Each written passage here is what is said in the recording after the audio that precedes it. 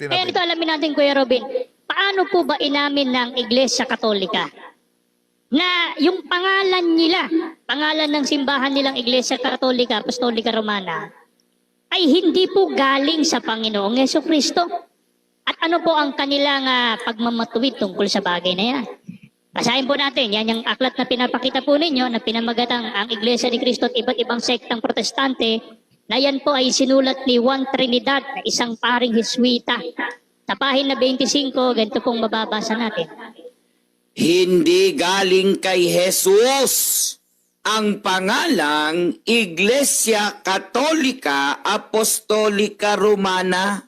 Tanggap po kaya yan ng mga kaibigan nating Katoliko nakikinig, lalo na mga CFD, na inamin mismo ng kanilang pare na hindi galing kay Jesus yung pangalang Iglesia Katolika Apostolika Romana na siya. So, yan. Diba? Inamin mismo ng pare. Pero alam nyo ba mga kapatid, na isang oring pambubudol ito. Bakit? Una, simulan natin ang pagbasa sa pahina 24. Ito dahilan kung bakit ayaw nilang mapanood yung sagot natin. Takot sila na ang mga kaanib nila ay mabuksan ng isipan na nabiktima pala sila sa ganitong ore ng pambubudol. Bakit? Ito ang nakasulat kasi, sabi nila, opisyal na pahayag ng pari. Pero sa pahina 24 mga kapatid, ito ang nakasulat. Kaya nga't ang dalawang pinakamalaking dahilan ng mga guro ng Iglesia ni Cristo laban sa Iglesia Katolika Romana ay nauwi sa ang una, hindi galing kay Jesus ang pangalang Papa. Ang pangalawa, ituloy natin sa 25, hindi galing kay Jesus ang pangalang Iglesia Katolika Apostolika Romana.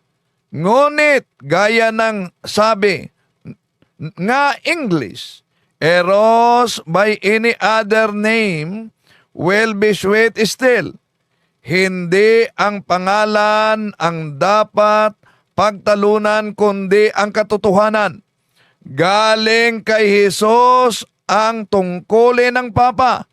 Galing kay Jesus. Itinatag ni Jesus ang Iglesia na ngayon tinatawag na Iglesia Katolika Apostolika Romana.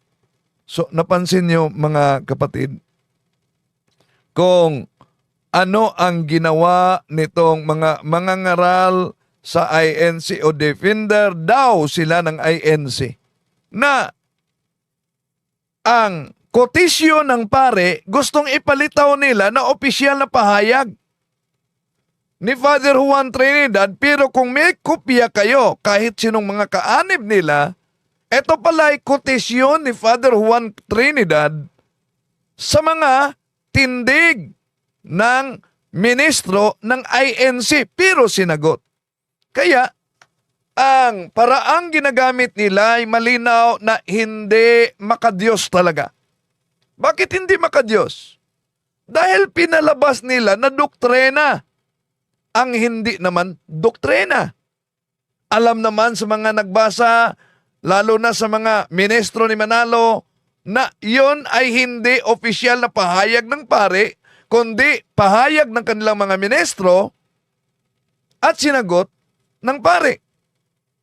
Ang sulat o pahayag ni Father Juan Trinidad sa aklat na ito mga kapatid, na ang Iglesia ni Cristo at iba't ibang siktang protestante, sa pahina 25, itinago nila ang katotohanan na pahayag pala ito ng ministro na sinagot ni Father Juan Trinidad base sa ating ipinakita sa inyo.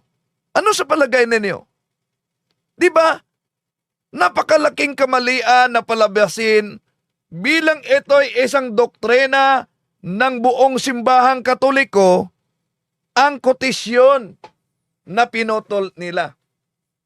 Mga kapatid, alam naman ng karamihan at kahit sila na ang pagbaluktot ng konteksto upang ipalabas na tama sila ay binaluktot.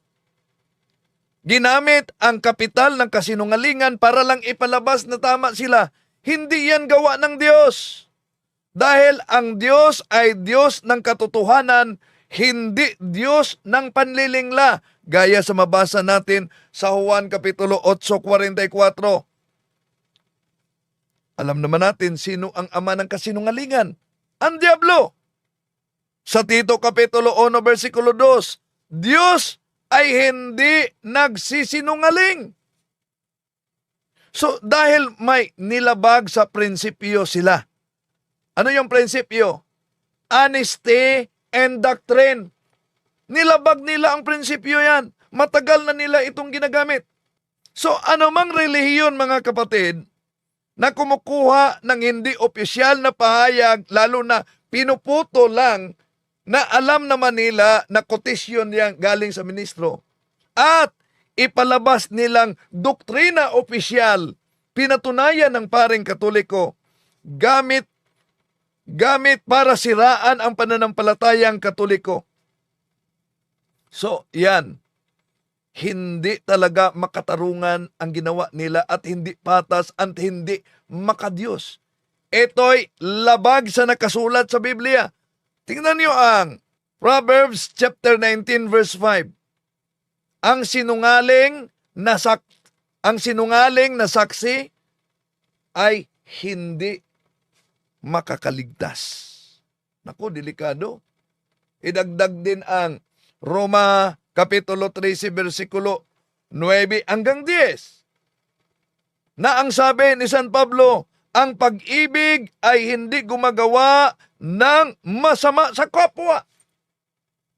Idagdag din ang Episo Kapitulo 4, versikulo 25. Kaya, magtakwel kayo ng kasinungalingan.